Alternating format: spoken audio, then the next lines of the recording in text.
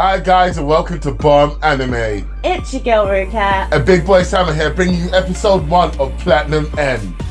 Now, I did not expect the backstory to be as dark as it was. In fact, I would say that the whole anime is probably going to have really dark themes based on how they started this first episode. It is not for the faint of heart. Yeah, massive trigger warnings here, guys. If you are triggered by suicide, murder, incest, just give all of these episodes a miss.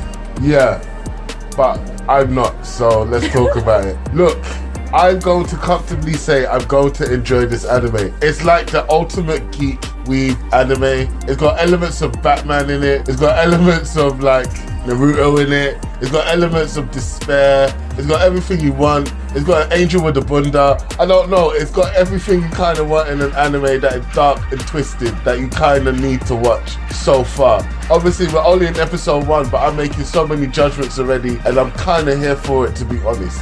I thought that the way that he was trying the powers out was quite realistic. The way he was sort of going all over the place because he was out of control, and instead of actually looking where he was going, he was hiding his face. I think anyone would do that. And also the way he thought he was dead was realistic. The way he was like, oh, angels are real?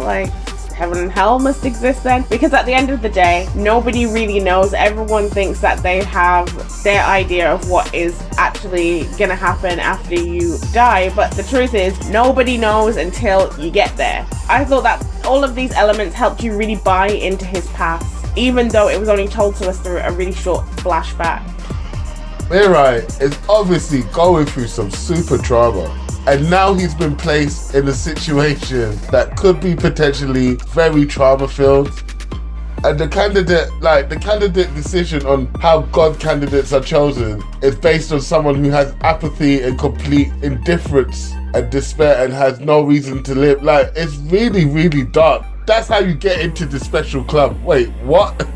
It makes sense though, because if it's a God candidate being chosen, we already saw at the end of the episode that these God candidates have begun to kill each other. So if you've already lost the will to live, if you do get killed during this process, it's like no skin off anyone's nose. You already gave up the will to live. You already want to die. Do you get what I mean? It makes it fair. All's fair in God candidate.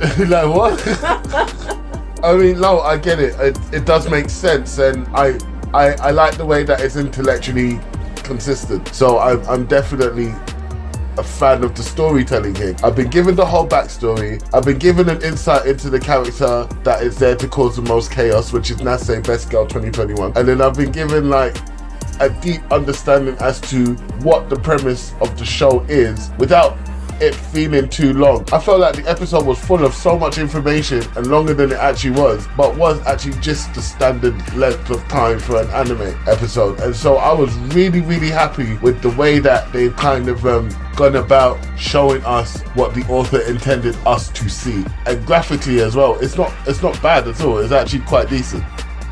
Yeah, they did definitely jam-pack a lot of things in this episode, but I don't feel like anything was rushed or they tried to squeeze too much into it, even though it was a lot of information. But let's talk about Nase, because she is crazy. She drops a huge bomb on Mirai, and she's just like, oh yeah, your aunt and uncle did kill your whole family. You know that they made that an accident, right? Just like it's a simple fact of life, which is just really ridiculous. And she does really act more like a devil. Mirai also mentioned this, that he felt like she was more of a devil. She seems to just want to encourage any of Mirai's true desires. She saw that he was attempting to steal, so she played on that and said, you know, you can steal more effectively with these powers. I think that she really is just aiming for his happiness, and she doesn't have any concept of what is good and what is bad, only what is good for Mirai, whether that is a bad or a good thing. She doesn't seem to have any kind of moral compass. Everything is a matter of fact. Nothing has any kind of scales of good or bad.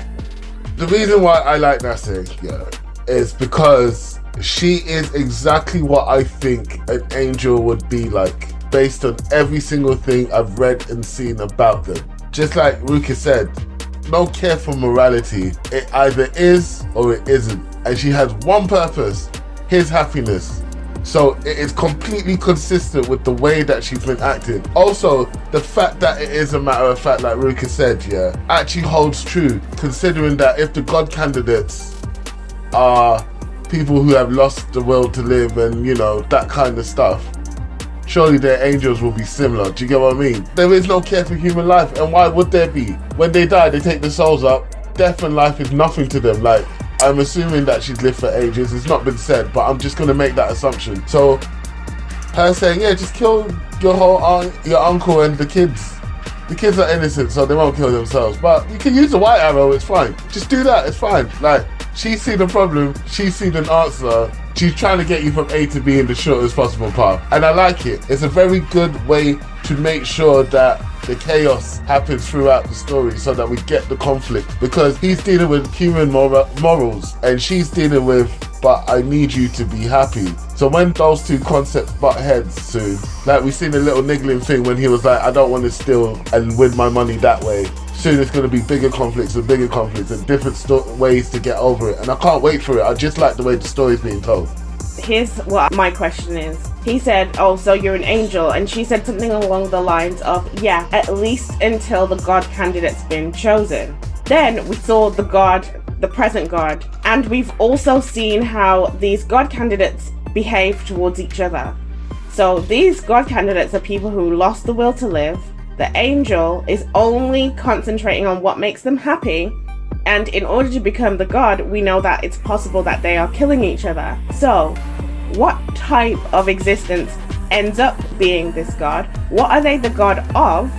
And do they keep going on just the pursuit of their happiness? How does that relate to the actual world? Are they the God of the earth, the present earth, or of somewhere else? And if being good and bad doesn't really matter, what exactly are we looking at here? Normally I have answers for you and like my thoughts on it, but no, I'm gonna let the audience choose this one because these are some really deep, profound philosophical questions, and I know you guys already know what my philosophy is on religion and the thoughts and concepts of God and humanity and whatnot. So the edited version. Yeah, oh yeah, that's true. You don't know the edited version of that. So I'm not going to talk in this one. Let us know in the comments what you lot think about what Ruka just asked, because this is very interesting. What is the weeb mindset on the concept of God in this anime?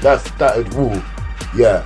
Depending on what the answer is, it's going to depend on what direction that this is taking. And since this episode has given us so much in terms of like the music and the sound effects, which put it really in the thriller section of things, I would say it's firmly a thriller. What does this mean for the direction that it's going to take as an anime? Because it is really piquing my interest, I can tell you that. I knew this was going to be a banger, like, I'm not going to lie. And I'm not one of these guys who watch anime and only watch shonen. Obviously we have a channel of different types, but anime like this is what gets me, the thought-provoking ones, like the ones like Death Note and stuff like that, the ones that make you go and question what is the actual point of morality and what is the actual point of doing the right thing and what is the right thing if you do too much, like that kind of stuff. I'm definitely here for it, so I'm definitely waiting to see episode 2 on this one. Alright guys, so let us know what you think in the comments. Let us know what your take on this anime is. Are you guys watching this one? Don't forget to like, subscribe and share. Peace.